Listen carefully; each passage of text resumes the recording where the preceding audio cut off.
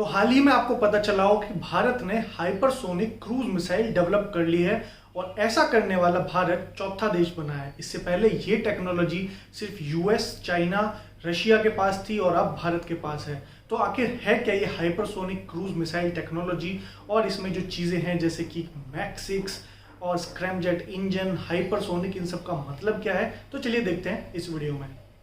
तो इस hypersonic cruise missile को समझने में जो सबसे पहली टर्म हमें समझनी होगी वो है हाइपरसोनिक।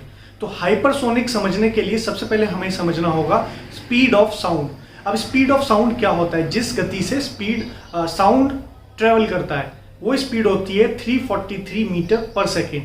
तो इस स्पीड को हम जनरली कहते हैं 1 मैक स्पीड कहते हैं स्पीड ऑफ साउंड को। अब कोई भी चीज जो इस 1 मैक से ज्यादा चलती है हम उसे कहते हैं सुपरसोनिक, जैसे कि ब्रह्मोस मिसाइल।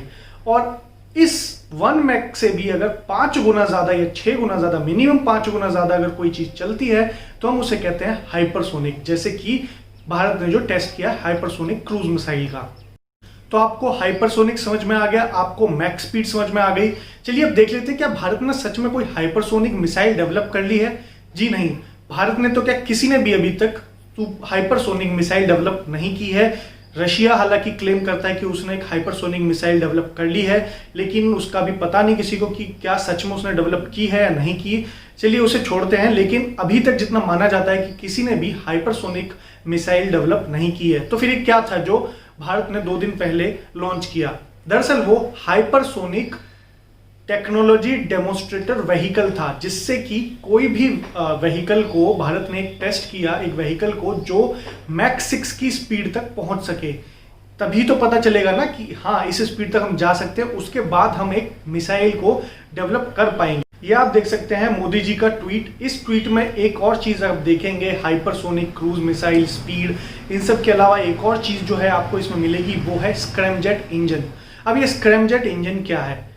तो ये समझने के लिए हमें समझना होगा, जैसे कि मैंने आपको बताया था कि मैक 1 स्पीड जो होती है जिसको कोई अटेन कर लेता है उसे हम कहते हैं सुपरसोनिक मिसाइल, या फिर सुपरसोनिक स्पीड को वो अटेन कर लेता है। अब उस स्पीड तक के लिए जो पहले इंजन यूज होता था वो होता था रैमजेट इंजन, लेकिन हाइपरसोनिक स्पीड के लिए इंजन भी पावरफुल होना पड़ेगा।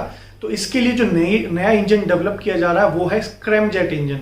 तो ये इंडिया खुद डेवलप कर रहा है अपना खुद का स्क्रैमजेट इंजन, जिससे कि वो हाइपरसोनिक स्पीड पर एक मिसाइल को डेवलप कर पाए।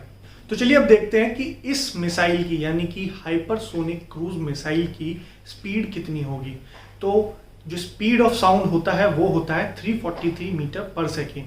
अब इस कैलकुलेशन के हिसाब से जो 1 मैक स्पीड है वो होती है 7408 किलोमीटर प्रति घंटा, यानी 1 घंटे में 7408 किलोमीटर। अब इतना किलोमीटर तो नहीं जाती है कोई भी हाइपरसोनिक क्रूज मिसाइल।